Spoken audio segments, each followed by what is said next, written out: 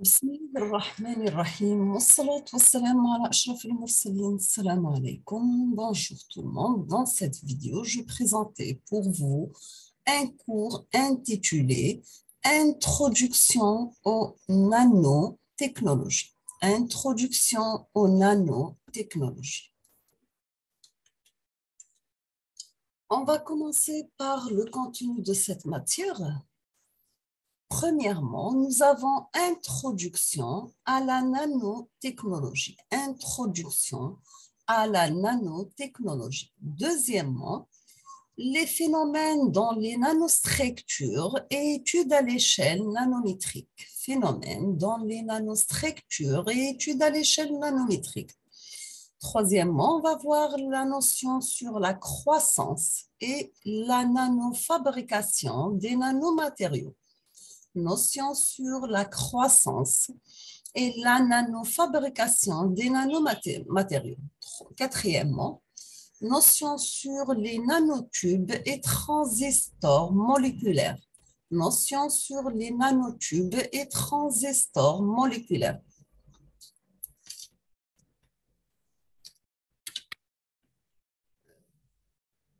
Donc, on a dit 1, 2, 3, 4... Cinquièmement, les techniques d'analyse des nanomatériaux. On va voir les photoémissions des rayons X et MEB, le MEP. Mention sur les techniques de caractérisation des nano-objets, les nanoélectroniques et les capacités de stockage de données. Et on termine avec l'impact sur l'industrie future.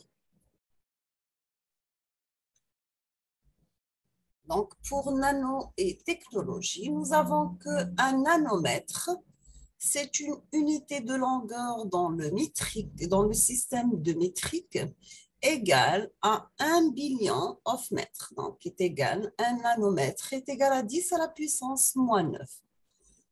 Donc, c'est une technologie d'utilisation et de connaissance des outils, des machines et des techniques dans l'ordre de résoudre des problèmes ou bien d'avoir des fonctions spécifiques pour une performance. Pour la définition, nous avons que la nanotechnologie, c'est l'une des études de manipulation des matières à échelle atomique. Nanotechnologie, elle réfère à la construction et l'utilisation dans le domaine de l'ingénierie des systèmes fonctionnels à échelle micro, à échelle très micro, où on peut dire que c'est une échelle atomique. Donc, un nanomètre, c'est un milliardième de mètre, à peu près la largeur de 3 aux 4 atomes. La moyenne des cheveux humains est d'environ 25 000 nanomètres de large. Pour l'historie, nous avons le premier utilisateur ou bien l'idée de concept était présentée en 1959 par le fameux professeur de physique et docteur Richard P. Feynman.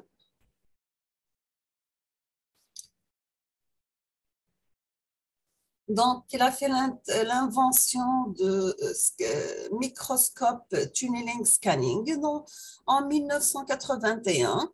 Il a découvert le fullerence en C60 en 1985 qui conduit à l'émergence de nanotechnologie. Donc, le terme nanotechnologie était affecté par Norio Taniguchi en 1974.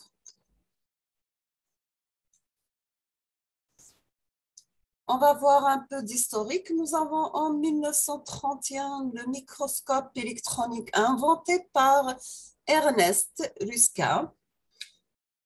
En 1959, c'est la découverte de Richard Feynman.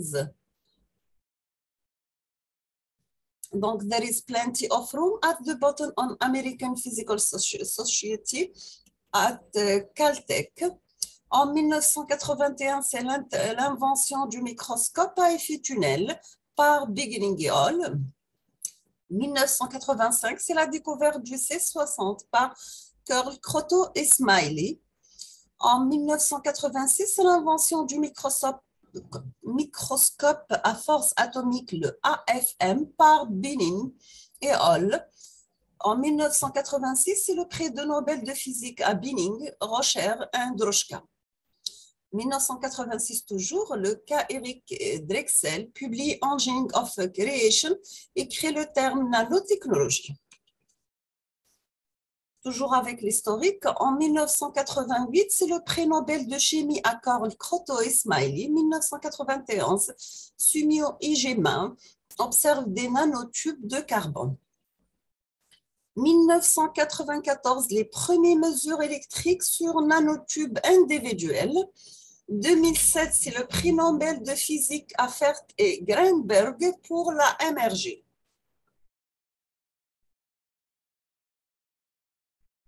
Donc, c'est une discipline très jeune. Vous avez ici dans la courbe la variation des papiers qui utilisent comme titre le mot nano avec résumé pour le Web of Science.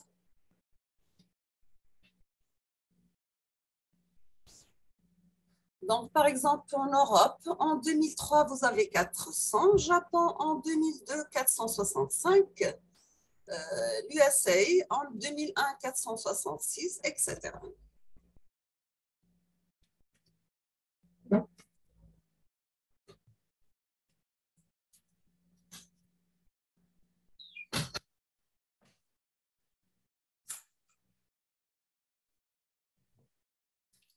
Maintenant, on va voir l'historique de la nanotechnologie. Donc, l'histoire de la nanotechnologie, nous avons lors d'une conférence en 1959, le physicien Richard Feynman déclare: les principes de la physique, pour autant que nous puissions en juger, ne s'opposent pas à la possibilité de manipuler des choses atome par atome.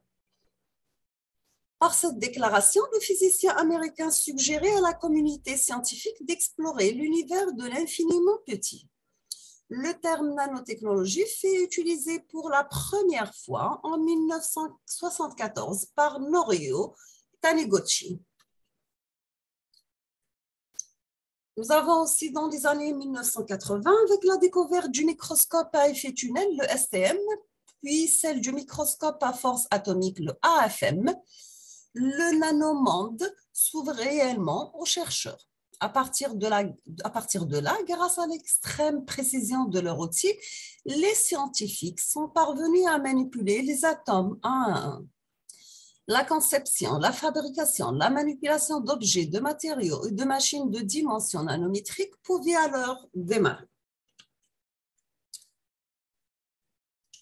Voici un historique de l'histoire des nanotechnologies qui permet d'observer l'évolution des recherches, de leur importance dans notre société. Vous avez en 1959, there is plenty of room at the bottom. Il y a plein de places en bas. C'est ce qu'on a déclaré Richard B. Feynman lors de la conférence annuelle de l'American Physical Society au Caltech. Par ces mots, il invite la communauté scientifique à explorer le nanomonde. En 1974, Eric Drexler popularise le terme de nanotechnologie après que le mot a été forgé par Norio Taniguchi de l'Université des sciences de Tokyo. Nous avons aussi en 1981 la mise au point du microscope à effet tunnel, le STM, par Gerd Binning et Heinrich Rohen du laboratoire IBM du Zurich pour voir la forme des atomes. Cette invention faudra à ses inventeurs le prix Nobel de physique en 1986. Nous avons aussi en 1989, c'est la découverte du fullerène, minuscule molécule de carbone pur composée de 60 atomes par Richard Smiley, Robert Curl et Harold Kroto. En 1990, le chercheur d'IBM Donald Hegel parvient à déplacer A11 35 atomes de X-non et de dessiner les initiales d'EBM en utilisant la pointe ultra fine du microscope à effet tunnel. En 1981, c'est la mise en évidence du nanotube de carbone par le physicien japonais Sumio Egema des laboratoires NEC, Nippon Electric Company à Toshiba. En 1993, la première nano-expérience réalisée par Donald Hegel, l'assemblage de 48 atomes de fer en un tambour électronique. 1996, le premier transistor électronique unimoléculaire avec un nanotube de carbone. Vous avez aussi en 1997 le premier amplificateur, 97, le premier amplificateur électromécanique à une seule molécule. Nous avons aussi en 1999 lancement en France du RMNT, réseau de recherche en micro-nanotechnologie piloté par le ministre de la Recherche pour favoriser la coopération entre industrie et laboratoires publics. En 2000, vous avez Bill Joy, l'inventeur du langage informatique Java, s'inquiète publiquement de l'effet viral des nanotechnologies dont l'homme pourrait perdre le contrôle. 2001, le marché mondial est évalué à environ 40 milliards de dollars. 2001, Bill Clinton lance la National Nanoscience Initiative. 2002, lancement du grand programme Convening Technology par la National Science Foundation. Elle ambitionne la convergence des biotechnologies, des technologies de l'information et des sciences cognitives.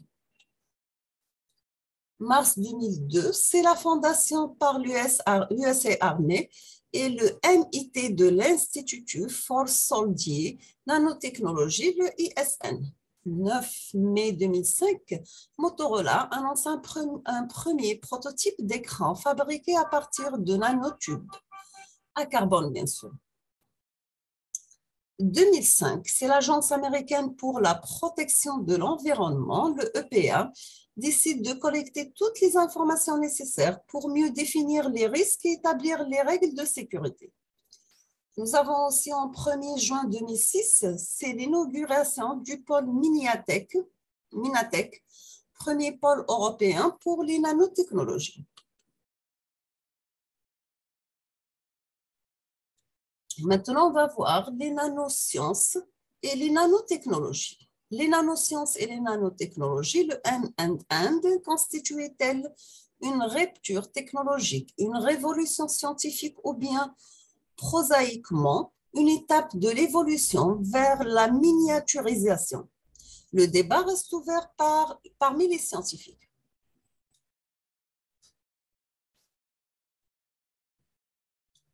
Donc, c'est associer le préfixe nano aux sciences, aux technologies, aux particules, aux matériaux, aux objets, nécessite de distinguer chacun de ces termes dont la signification ne revêt pas le même sens. Par exemple, les propriétés des nanoparticules qui peuvent s'introduire dans les cellules de l'organisme en raison de leur petite taille ne peuvent être assimilées à celles des nanotechnologies dont le vocable couvre notamment les instruments de mesure et l'observation à l'échelle nanométrique. En effet, quel risque y a-t-il à utiliser un microscope à effet tunnel?